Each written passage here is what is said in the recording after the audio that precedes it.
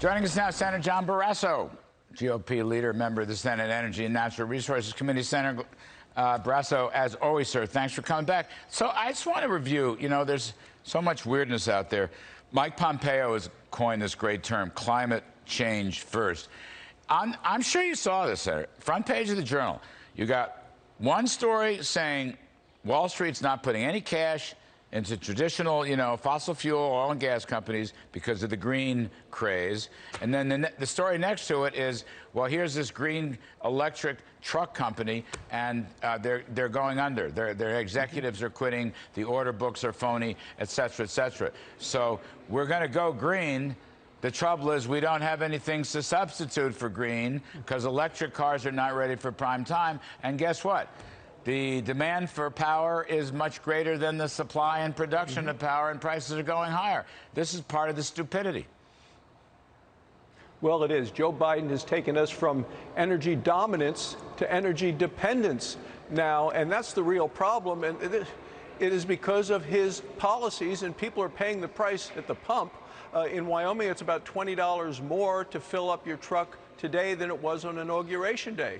But this was totally preventable. Totally predictable based on what Biden did the day he was inaugurated. He took the axe to the Keystone XL pipeline. He drew a target on the back of American energy, pulled the trigger, put a moratorium on oil and gas leasing in America. And, we're going to really see it, not just at the pump, but we're going to see it tomorrow when Joe Biden meets with Vladimir Putin. Biden's going to go in from a position of energy weakness, and Putin's going in from a position of energy strength. I mean, it's almost like deliberate. Let's weaken America and let's strengthen Russia. Everything we're doing, right? ANWR, Keystone, the Dakota Access, we've almost forgot about that, but the Secretary of the Interior, who hates fossil fuels. But we give Russia the Nord Stream 2. We stopped it, now we're giving it back. I don't get this. I mean, what am I missing here? You're not missing anything, Larry, and the American people aren't missing it either. What we are missing are the American jobs that would have been there with Keystone XL pipeline. 1,000 people got pink slips day one. There would have been 10,000 more jobs coming online this year with the construction of the pipeline. And at the same time, you have Putin's pipeline being approved. It's okay to have those pipelines carrying gas from Russia to Germany. We had one pipeline here, the Colonial, with hacking that went down. We had gas lines. We had panic. That's a reason to have more pipelines in America, not fewer. But Joe Biden seems to have surrendered to the climate elitists who want to do everything immediately, unilaterally, and do it in ways that are dramatic, but don't make a difference for the climate in the long term. Senator, look, I'm with you on this. I mean, we should have all sources of energy. We need just more energy and power in general. We shouldn't be shutting anything down. But what I don't get is how the Bidens, just as a matter of common sense, Senator Barrasso, you can't shut down autos, combustion engines, without replacing them with something. And this story in the Journal is apocryphal. This electric truck company, they're not ready for prime time. They may not be ready for anything. They want to end fossil fuels, and they have nothing with which to replace it. You just can't take 80% of our energy out of circulation. It's just common sense, even if I agree with them, which I most certainly do not.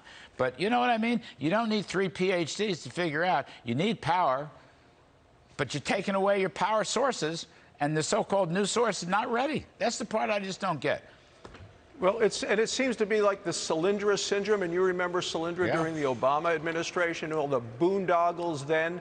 I mean, this company that you talked about here, this electric truck company, when the two lead members of their organization resign, they've been cooking the books. They've been misleading in terms of how many orders were on the books. They've been misleading in terms of when production was going to start. But the Solyndra syndrome was all of this wasted taxpayer dollars on things like the solar panel company, things like this super train that was supposed to be in California. They ultimately wasted a lot of money, taxpayer dollars, and shut down on that. Look, it's time for taxpayers to beware when you take a look at all of these so-called green gambles or green giveaways. That's what we're looking at. Yeah, well, green nothing. So, Senator, some wisdom, if you would, on the state of play of the so-called infrastructure package or infrastructure packages or whatever. Where do you see things? Well, I think we're certainly not in the red zone yet in getting something passed. We had a discussion at our conference lunch today. Look, Republicans want to do infrastructure. We want to do the sort of things that you and I have talked about when you were in the White House, Larry. Infrastructure that is physical infrastructure, transportation infrastructure, fixing failing bridges and potholes on highways and overflowing waterways. Those are the things we need to do, and we agree on that as Republicans. We also agree it has to be paid for. And the third item is we agree that we will not touch the 2017 Tax Cuts and Jobs Act, which was the most successful piece of legislation, certainly in my lifetime, in terms of really stimulating the economy. So we want to get to a solution that deals with real infrastructure, not so many of the things that the Democrats have been talking about, like recyclable cafeteria trays and giveaways to electric car companies. Yeah, cafeteria trays. I love that. On the way out, Senator, there's talk about a traditional infrastructure package that would be bipartisan, and then a big fight over reconciliation 51 for everything else, all their social agenda and green agenda and tax hikes.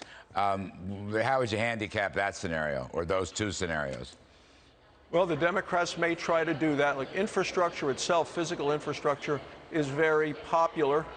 We want to work on that, but not the others. The Democrats may try to go it alone on this second part. Infrastructure, physical infrastructure, is the sweetener that helps try to get that bigger piece passed. I don't think Chuck Schumer can muster the votes to pass that sort of thing, because you're talking about massive tax increases that will hit every American. And what's the money for there? Pretty much a socialist agenda that the American people don't want and our country cannot afford. Yeah, Bulgaria before the wall came down. Senator John Barrasso, thank you. You're always great to us. We appreciate the updates, sir.